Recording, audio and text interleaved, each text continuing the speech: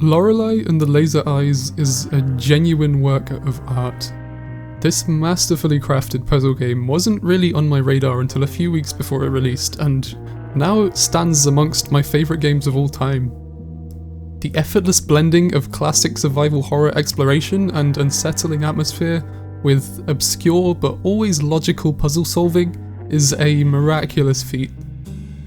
It's rather difficult to put into words exactly how this game made me feel, but in my opinion it's as close to perfection as a puzzle mystery game could possibly get. I love puzzle games and I've played a ton of them through the years. It's very difficult for a puzzle game to walk the incredibly fine line between frustrating and simple. Lorelei and the Laser Eyes manages to do something unconventional, which I feel is what truly makes it unique. And rather than expecting you to figure out increasingly challenging puzzles to the point of frustration, it takes a different approach.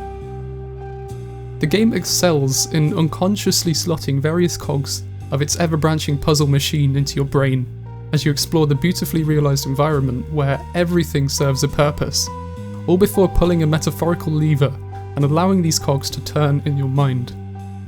All of a sudden, everything clicks into place and it feels fantastic every single time. It does this a lot of times throughout a playthrough, often on multiple layers, with various overlapping themes and puzzle pieces, culminating in an ending that feels equal parts ingenious and rewarding.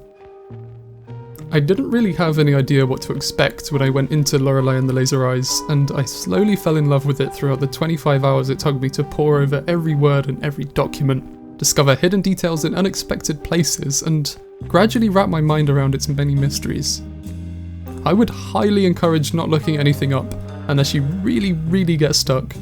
Even if something seems impossible at first, there is always a logical explanation. The deeper you get into the world and the puzzles within, the clearer everything starts to become.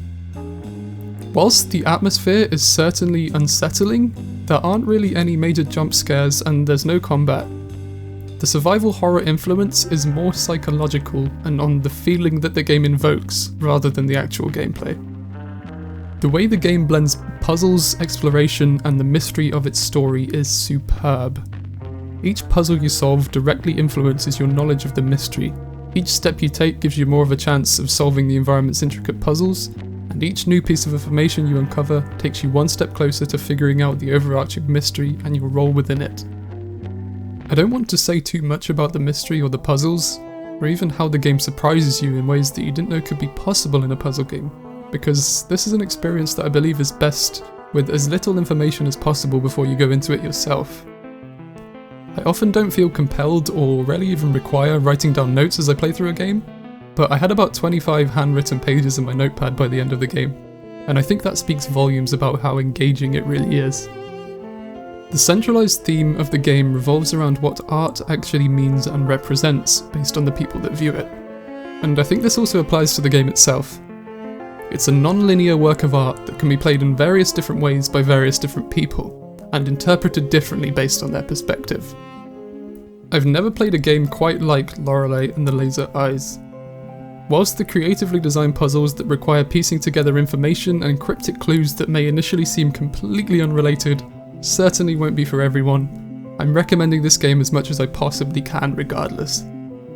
It released at a time when there are so many other fantastic games coming out, and I really hope it can find an audience that appreciates it as much as I did. Lorelei and the Laser Eyes is something incredibly special, and I cannot stop thinking about how beautifully crafted this game was. If you're into challenging puzzle games and you enjoy the gothic atmosphere, I highly encourage you to give this game a go.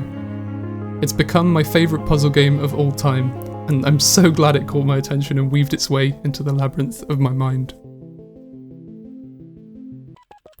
Thank you so much for watching. If you enjoyed this video, please do give it a like and consider subscribing.